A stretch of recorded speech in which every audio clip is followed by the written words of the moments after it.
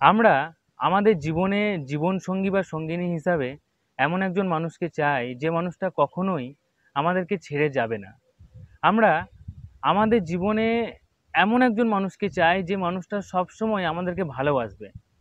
আমরা আমাদের জীবনে এমন একজন মানুষকে চাই যে মানুষটা সবসময় আমাদের পাশে থাকবে। এমন একজন মানুষকে চাই যে মানুষটা সবসময় আমাদের প্রশংসা করবে।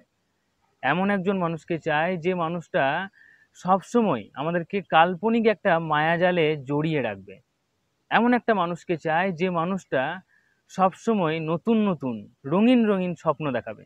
এমন একজন মানুষকে চাই যে মানুষটা সব সময় বলবে যে তোমার থেকে সুন্দর বা সুন্দরী, তোমার থেকে গুণবান বা গুণবতী, তোমার থেকে অ্যাট্রাকটিভ এই পৃথিবীতে আর কেউ নেই। এমন একজন মানুষকে চাই যে মানুষটা কখনোই আমাদের সাথে ঝগড়াঝাটি অশান্তি করবে না। এমন একজন মানুষকে চাই যে মানুষটা কখনোই আমাদেরকে পরিবর্তন করতে চাইবে না। এমন একজন মানুষকে চাই যে মানুষটা কখনোই আমাদের ভুল ধরিয়ে দেবে না। তাই তো? কিন্তু এটা কি কখনো সম্ভব? এটা কখনোই সম্ভব নয়। রিল লাইফ আর রিয়েল লাইফ এই দুটো সম্পূর্ণ আলাদা। ফিল্মে যেটা আমরা দেখি বা একটা ওয়েব সিরিজে বা একটা ছোট্ট গল্পতে বা ছোট্ট একটা রিলসের মধ্যে আমরা যেটা দেখছি সেটা শুধুমাত্র ওই রিলসেই সম্ভব, কিংবা ওই ফিল্ম দুনিয়াতেই সম্ভব। ফিল্ম দুনিয়াতে যে নায়ক বা নায়িকাটা তার পার্টনারকে প্রচুর পরিমাণে ভালোবাসা দিচ্ছে, সেই নায়ক বা নায়িকাটা কিন্তু বাস্তব জীবনে 3 বার 4 বার বিয়ে করেছে, কারণ সেও জানে না কিভাবে ভালোবাসতে হয়। সেও হয়তো সিনেমার স্ক্রিপ্ট অনুযায়ী রিল লাইফটাকেই রিয়েল লাইফে অ্যাপ্লাই করার চেষ্টা করেছে, আর সিনেমাটা বাস্তবের সাথে ম্যাচ খায়নি, তাই সেও আজকে ডিভোর্সি। তারও ডিভোর্স হয়ে গেছে, সেও আজকে হয়তো অন্য কারোর সাথে আছে, আগে অন্য কারোর সাথে ছিল, কিংবা হয়তো 2জন 3জন 4জন সাথে থাকার পরে আজকে সে একা আছে। কিন্তু সিনেমাতে দেখায় যে সে সত্যিই তার পার্টনারকে খুব ভালোবাসে। আর আমরা মনে করি এরকম যদি আমাদেরকে কেউ ভালোবাসতো। এটাই হচ্ছে সব থেকে বড় ভুল ধারণা আমাদের। মানুষ যে সব থেকে বড় বোকা এ বিষয়ে কোনো সন্দেহ নেই। হ্যাঁ, 84 লক্ষ প্রাণীর মধ্যে মানুষই হচ্ছে সব থেকে বুদ্ধিমান প্রাণী। কিন্তু অন্য দিক থেকে দেখতে গেলে বা পরোক্ষভাবে দেখতে গেলে মানুষই হচ্ছে সব থেকে বোকা প্রাণী। মানুষ খুব আবেগপ্রেমী, সেই কারণেই কিন্তু মানুষ খুব বোকা। ধরো তুমি একটা হসপিটালে গেছো, হসপিটালের পাশের বেডেই দেখছো একটা কাপলস রয়েছে। যে মানুষটা হসপিটালের বেডে শুয়ে আছে, অর্থাৎ যে অসুস্থ, ধরো সেই মানুষটা তুমি। ঠিক আছে, মনে মনে তুমি ভাবো যে সেই মানুষটা তুমি। আর এখন তাকে সেবা করছে তার হাজবেন্ড কিংবা তার ওয়াইফ। এতটা সেবা করছে যে তুমি মনে মনে ভাবতে শুরু করলে যে ইস, যদি আমাকেও আমার বয়ফ্রেন্ড বা আমার গার্লফ্রেন্ড বা আমার হাজবেন্ড বা আমার ওয়াইফ এতটা সেবা করতো তাহলে আমি কতটা লাকি মনে করতাম নিজেকে। কিন্তু তুমি একবারও ভাবলে না যে সেই মানুষটা কতটা মর্মান্তিক একটা রোগে ভুগছে। মানুষ ওইটুকু একটা ভালোবাসা পাওয়ার জন্য সে মর্মান্তিকভাবে রোগে আক্রান্ত হয়ে হসপিটালের বেডে শুতেও রাজি আছে। তাহলে বুঝতে পারছো মানুষ কতটা বোকা। কিন্তু মানুষের ভাবা কি উচিত যে না, আমি রোগে অন্তত পড়বো না, কেউ রোগে পড়লে আমি যেন সেবা করতে পারি, এটা তার ভাবা উচিত। কিন্তু সেটা সে ভাবছে না। মানুষ অ্যাকচুয়ালি সামনে যেটা দেখছে সেটাও সে বুঝে উঠতে পারছে না। সে নিজেকে পেশেন্ট হিসাবে বেডে শোয়াতে রাজি, কিন্তু সে ভালোবাসা পেতে চায়। কিন্তু ভালোবাসাটা অত সহজ জিনিস নয়। ভালোবাসাটা তুমি যেটা রিল লাইফে দেখো সেটা রিয়েল লাইফে অ্যাপ্লাই হয় না। তোমার মধ্যেও প্রচুর ভুল আছে, আমার মধ্যেও প্রচুর ভুল আছে, পৃথিবীর প্রত্যেকটা মানুষের মধ্যে প্রচুর প্রচুর প্রচুর ভুল আছে। আর সেই ভুলগুলো যদি কেউ শুধরে দিতে চায় তাহলে শুধরে নাও। যদি তোমাকে একটু কেউ পরিবর্তন করতে চাইছে তাহলে পরিবর্তন হওয়া দরকার।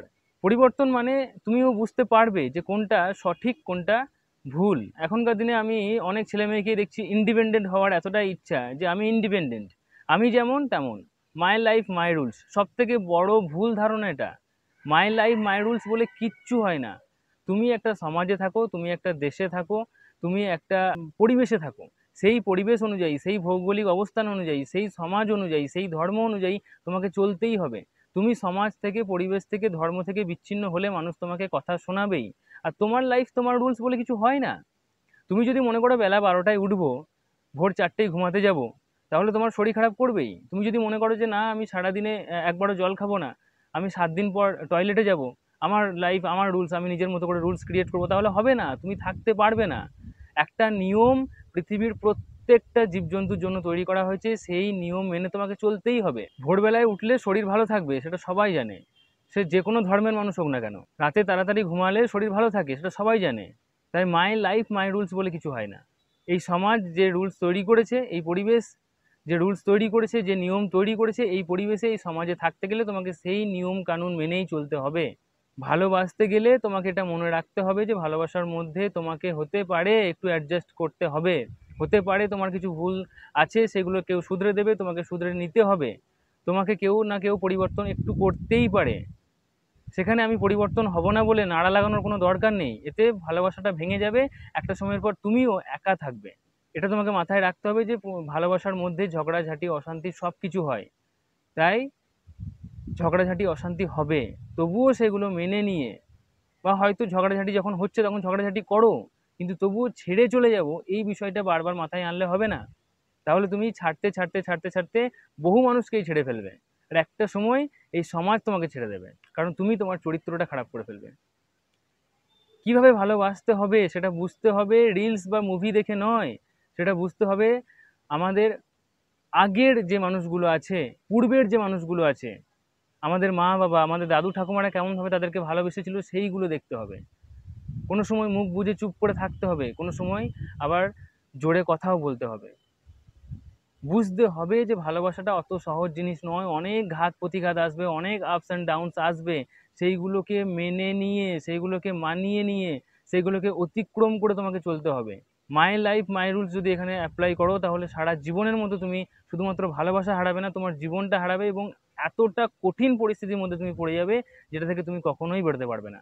বর্তমান সময়ে অনেক ফেমিনিস্টদের আমি এটা দেখতে পাচ্ছি, অ্যাকচুয়ালি ফেমিনিস্ট বলাটা ভুল হবে, সোকল ফেমিনিস্ট তারা, ঠিক আছে, মাই লাইফ মাই রুলস বলছে, এবং ছেলেদের সাথে সাথে সময় মতো আমি সিগারেট খাবো, আমিও মদ খাবো, আমিও ছেলেদের সমতুল্য হবো। ছেলেদের সমতুল্য হওয়ার কোনো দরকারই নেই, তুমি ছেলেদের থেকে অনেক উপরে আছো। প্রকৃত নারী যদি তুমি হও, তাহলে প্রকৃত পুরুষের থেকে তুমি অনেক উপরে। আমাদের শাস্ত্র অনুযায়ী এটা বলা হয়েছে যে দেবতার পরে পরেই হচ্ছে একজন প্রকৃত নারী, তারপরে হচ্ছে একজন প্রকৃত পুরুষ।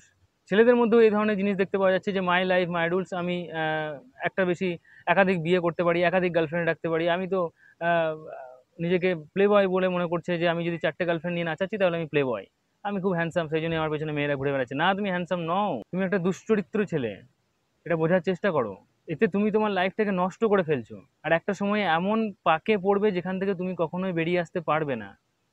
তো এখনো সময় আছে, ওখান থেকে বেরিয়ে এসো। রিল লাইফ আর রিয়েল লাইফ দুটোকে বোঝার চেষ্টা করো, দুটো সম্পূর্ণ আলাদা। আশা করি ভিডিওটা ভালো লেগেছে। ভিডিওটা ভালো লাগলে অবশ্যই লাইক করো, আজকের এই ভিডিওটা শেয়ার করতে ভুলবে না। আর এখনো পর্যন্ত যদি চ্যানেলটি সাবস্ক্রাইব করে না থাকো, তাহলে চ্যানেলটি সাবস্ক্রাইব করে পাশে থাকা বেল আইকনটিকে প্রেস করে অল নোটিফিকেশনে ক্লিক করে দাও নেক্সট ভিডিও নোটিফিকেশন পাওয়ার জন্য। আজকের মতো এটুকুই, tata, take care, thank you, ভালো থেকো, ভালো রেখো।